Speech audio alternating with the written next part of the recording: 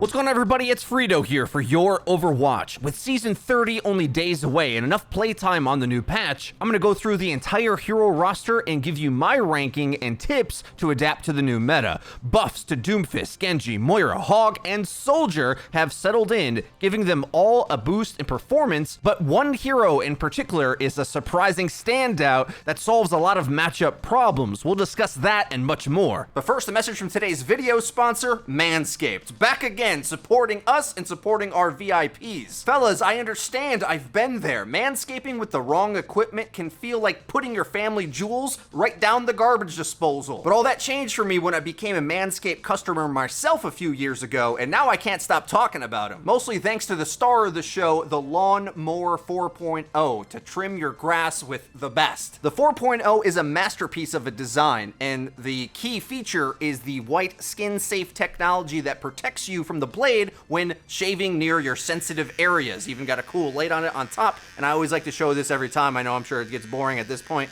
but it's difficult to hurt yourself with this thing. That's what makes it so great. But with the Performance 4.0 package, you get the rest of this stuff too. I haven't told you about this yet. This is the Shed. Feels good, water resistant, and is really big. Is gonna fit everything you need. Manscaped boxer briefs, and of course, ball toner and ball deodorant. You could be fresh all over. To make the deal even sweeter, the Performance package comes with the Weed Whacker now too, and I've fallen in love with this thing, which makes the obnoxious nose and ear hairs a breeze to get rid of. It's all really easy, makes you feel better about yourself, and when it comes to manscaping, I mean, think about it. How good do you feel after a haircut? The rest of you can feel that good too. Pick one of these up today. You're gonna wanna click the link in the description to head on over to manscaped.com and use our promo code Overwatch20 at checkout to get 20% off your entire order and free shipping. Start manscaping today. First, a quick recap of the newest patch. Doomfist's cooldowns regen during his ultimate. Genji loses some blade damage for a slight shuriken damage boost. Moira's self-heal is improved. Roadhog, just like in Overwatch 2, gives less ultimate to his enemies when they shoot him. Wrecking Ball no longer can roll back immediately out of spawn after he gets eliminated. Note, you can still do this at the start of the game, just not when you respawn or after the doors open. And his mines no longer stick to walls, they will fall to gravity like you might expect them to. But for me, the sleeper in all these picks is the Soldier buff, who does lose 5 healing per second on his refreshment station, but he gains his 20 damage shots back. This is a glorious version of Soldier that we've never seen before, because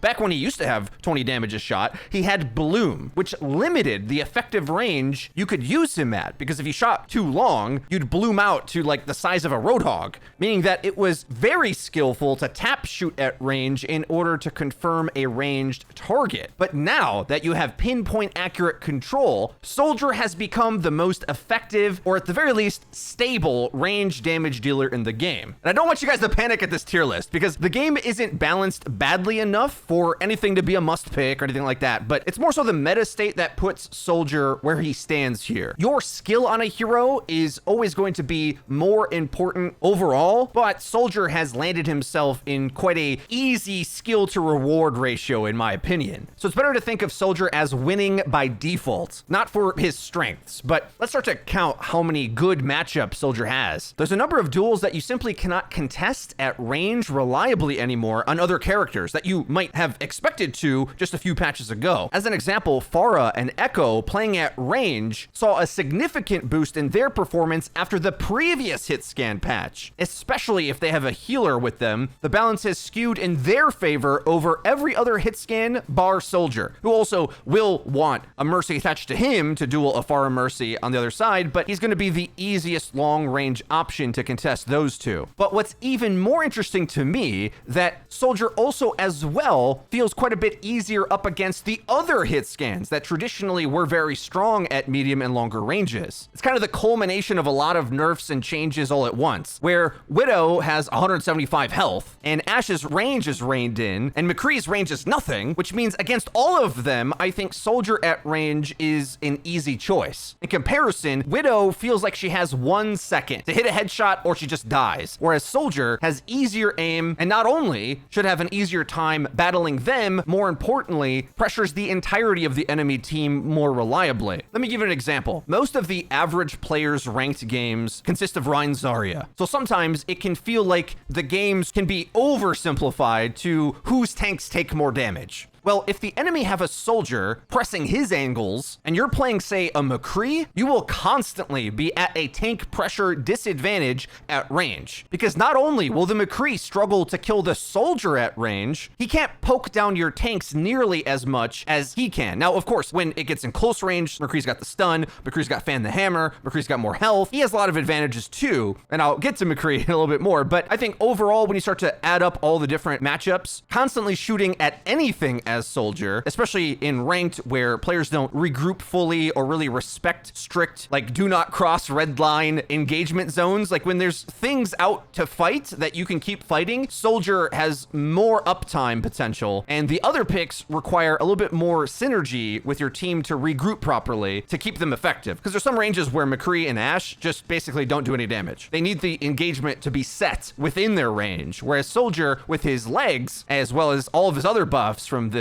years, can keep playing up tempo on them. Like, those buffs are starting to add up. 6-second helix, no range fall off on his ultimate, no bloom on his weapon, 30 rounds in the magazine that he retains from back when he did less damage. I think if anything, some of those uptime buffs probably should go if he's going to have some comparable impact, but we'll see what Blizzard goes about it and if the community agrees with me that he's a little overtuned now. But moving on, let's think about Soldier's counters. How are they doing? Of course, there is a lot of options to directly go at the Soldier, but I just think picking them sets up for easier counters on your side. Tanky dive heroes like Wrecking Ball, Doomfist, and Reaper are favored if they close the distance quickly, but they have their own weaknesses and counter picks. Genji probably is the most reliable one, but I think he just takes more skill to play himself and coordinate with his team to set up, as opposed to Soldier. Even funnily enough, I'd say a character like Tracer, who used to bully Soldier mostly, feels like a bigger threat to me than even a McCree. Because remember, Soldier has pinpoint accurate damage, and now 20 damage shots. Helix seems to be always available, so he's got a lot of options in the Tracer duel even. So many of you probably, like me, look at this tier list and think it's outrageous that Soldier's somehow at the top, but given all those factors, the legs just kind of defaults himself to that spot, mainly because there are no S tier picks. So a reliable one goes a long way. Also, as well, everything takes skill to execute anyway, so your results are always going to vary. But trying to move this along a little bit in order not to make the video incredibly long, I'm going to try to group together other parts of the tier list, generalizing some points. In the B tier, I have McCree falling and Sombra rising. I spoke to my buddy SVB the other day, and he does not agree with either of these placings. He thinks McCree is far too low and Sombra too high, which I definitely can see, and I know his arguments for, but here's my reasoning. I think once players learn what I'm explaining about ranged pressure and how useless McCree is as soon as you get any kind of ranged angle on him and his team, you're gonna catch on pretty quick. So here's a scenario for you. Let's say you're up against a Rein McCree and you have Soldier and Orisa. So many moments in that matchup, you're gonna feel like you just do nothing on the Rein McCree side, as long as the map permits it, of course. I think it's best to think about how McCree's been resituated with the hierarchy here to work more like a pistol does in most other shooter games, which is to say it doesn't have any range. So he's got Fan the Hammer and good medium range once you can get there, and maybe Echo flies close enough to you for you to do effective damage, but a lot of times there's a lot of targets you expect to be able to kill from previous patches that you just won't anymore, especially when a Mercy's on it. But if you're only going for roll, stun, fan, and high noon, and you don't have to worry about your left click at all, well then maybe McCree goes up a tier, but those are the considerations for it at least. As for Sombra, Sombra, quite possibly the most misunderstood hero in the history of Overwatch. But don't you worry guys, I have a new guide coming out very soon that will dispel many of the common Sombra mistakes and boost your game sense on her considerably. It's in the works, but I admit our community is disproportionately weak on the character. A lot of confusion on what she should be doing. You see a lot of Sombras on like Metal Gear Solid stealth missions, not really applying any pressure or disables or working with the team. So very often is she just a nothing pick on your team. But if you learn how to play her, I think you're going to find that due to the lack of hit scan pressure at range, you don't necessarily miss having ranged pressure from that pick. So the game either is like further out of Sombra's range or closer to it, either or. So if it feels like you can flank their range, that can work, or Sombra's really really good at mixing it up with a lot of mobility battles as like the Winston Diva are coming in, or maybe a Doomfist or a Tracer. Sombra at the right position can get the key disable that can rob the punching power of those types of comps. So I take her out of the gutter positions and put her as a pretty confident counter pick, I think, once you start to learn her, but you'll have to wait for the upcoming guide for more details on that. Moving on, let's quickly round out the rest of the DPS. A tier has Hanzo, who I think is really nasty at range when you consider range is important now, and Recon Arrow's low cooldown offers a huge advantage. He's not as applicable and is more easily countered than Soldier, but his peak output is among the highest in the role, at least for the amount of skill that's required to do it, I think. Remembering, this isn't a GM pro tier list, it's for like the average player, what you're gonna find to reliably work for you, assuming you have a decent understanding of the hero. Otherwise, the rest of the list in A tier is gonna be based on your own skill and the matchup you're in. Echo, Tracer, Reaper, Pharah, Genji, I think you can swap them around in order, but they have quite a few options against the common comps that get run. Genji's damage rework is a bit interesting. He's almost more viable based on the rest of the game and less so the changes to him directly. The new damage is definitely noticeable, and I'd say his ult fire feels particularly better. And a quick tip for you Genji players, if you want to hit more shurikens with his fan alternate fire, offset your aim on the target so that 2 of the 3 horizontal fan of projectiles hit, as opposed to just aiming directly at the target where only 1 in the center might hit. You have a little bit more leeway with the size of the hitbox to aim a little bit off to the left or right. So 2 of the 3 hit reliably with the thicker hitbox. So especially with that technique,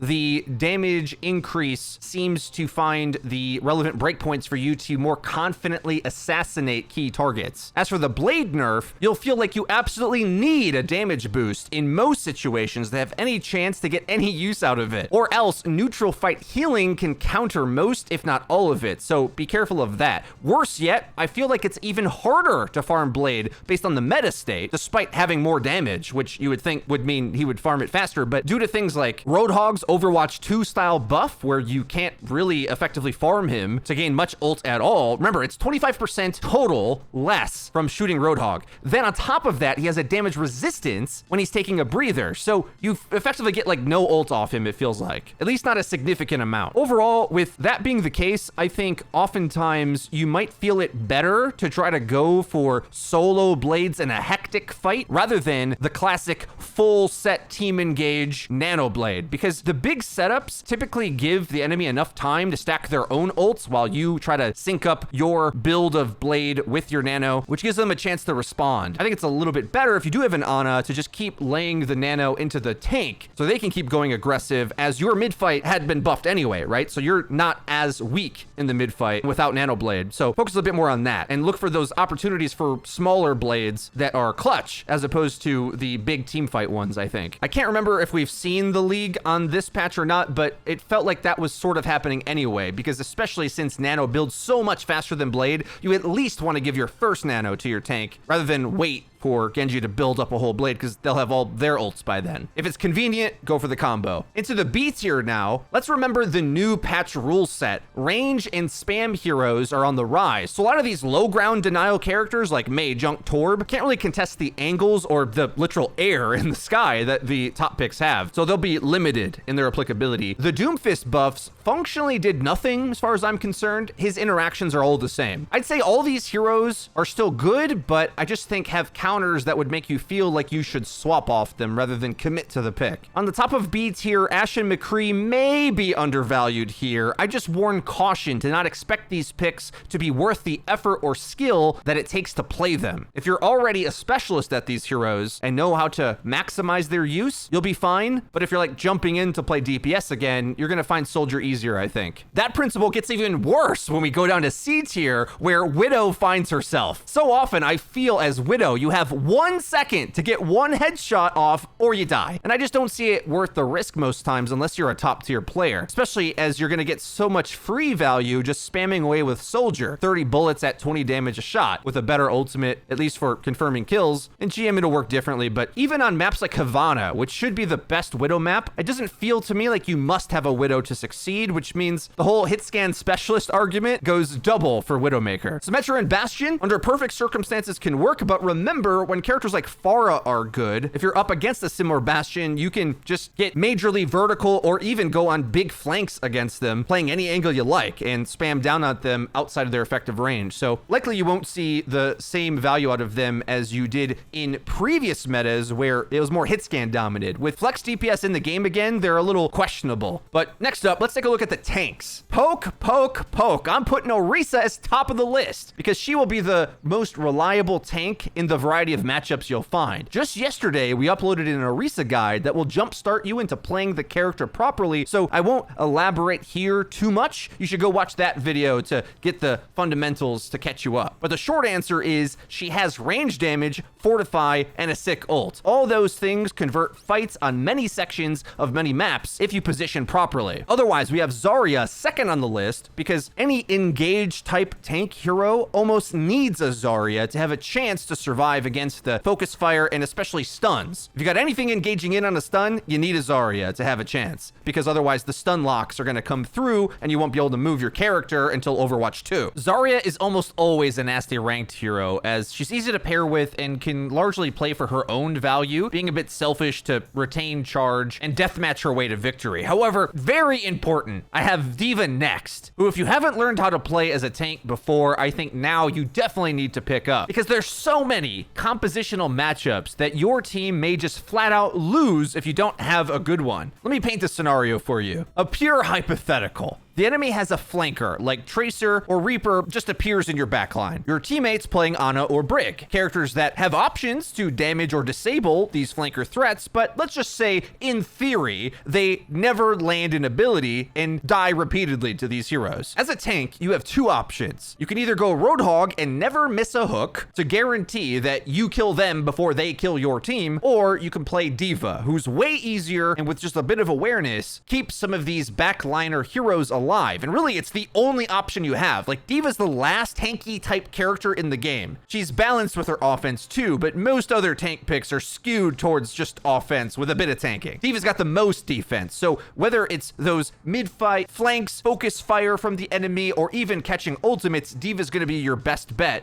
for defending against things that is going to eliminate your team.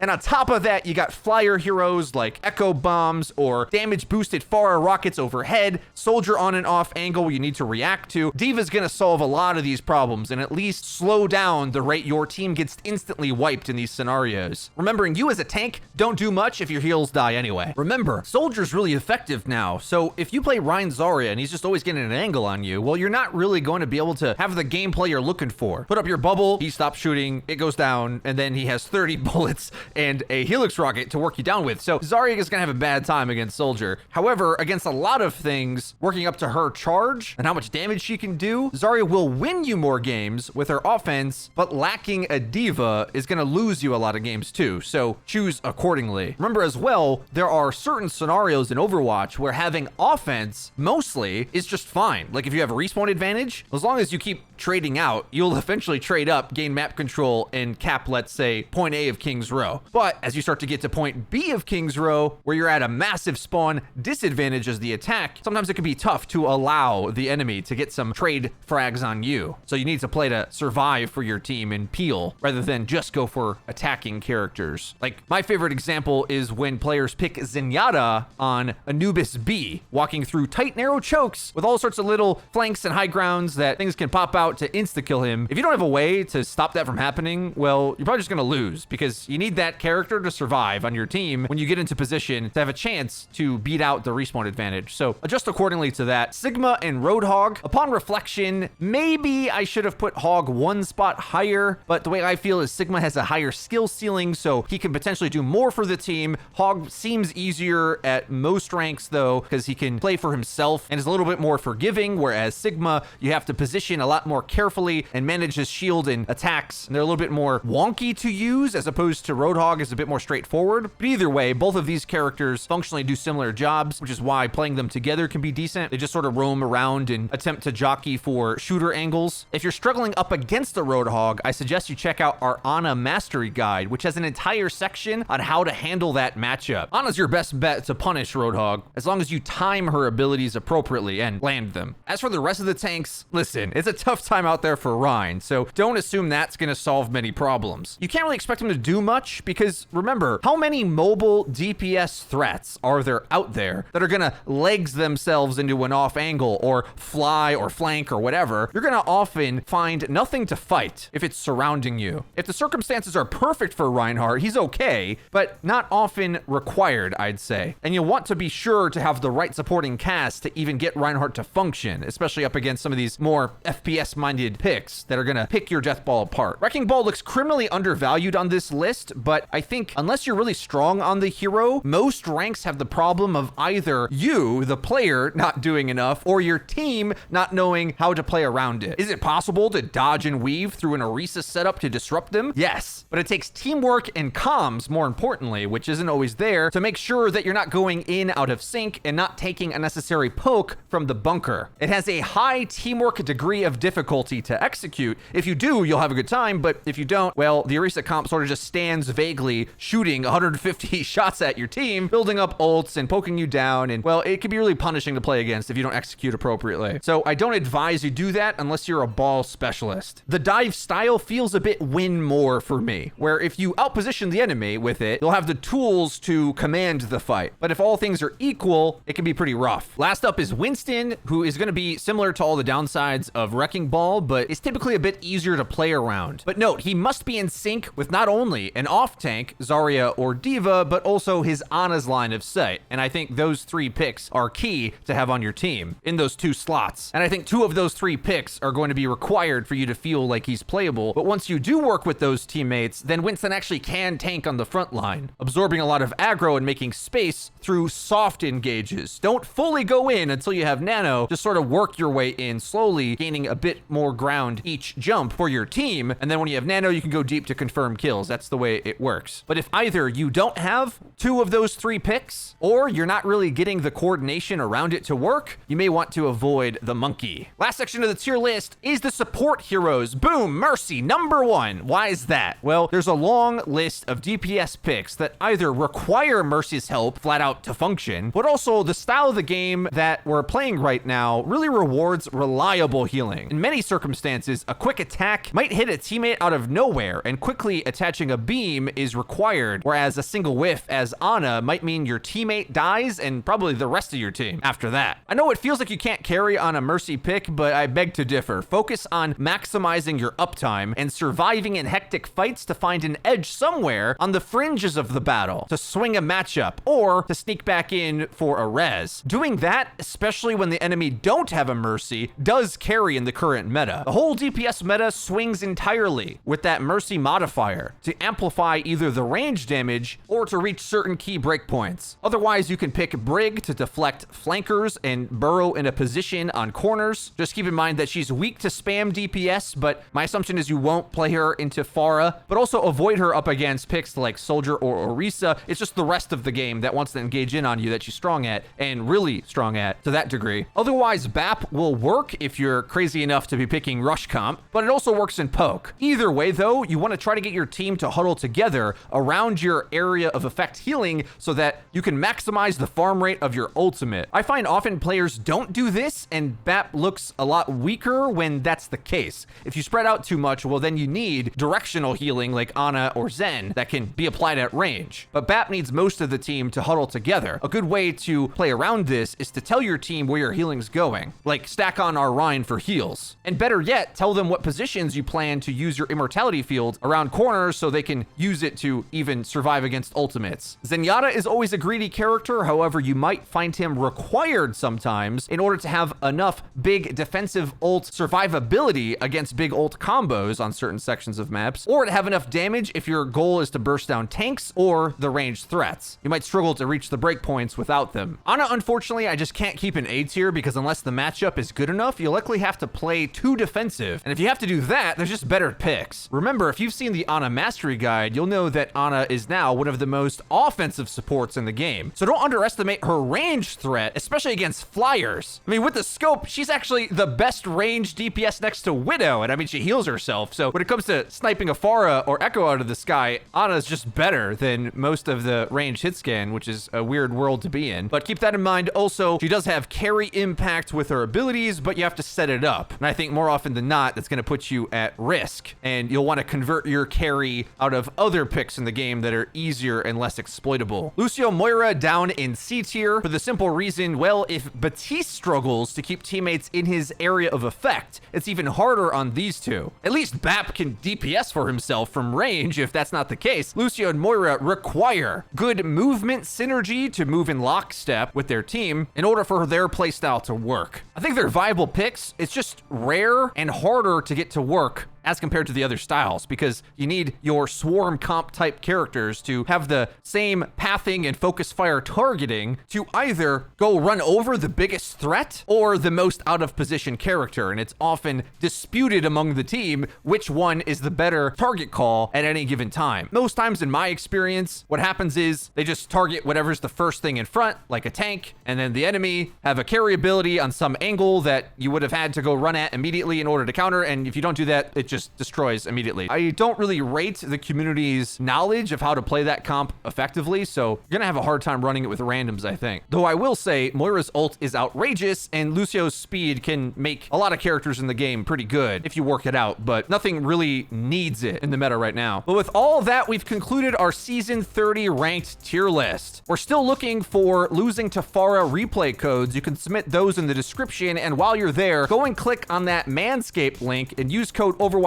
at checkout to get 20% off your entire order and free shipping. Thanks for watching, guys. Check out those links. I've been Frito for your Overwatch. We'll see you guys next time.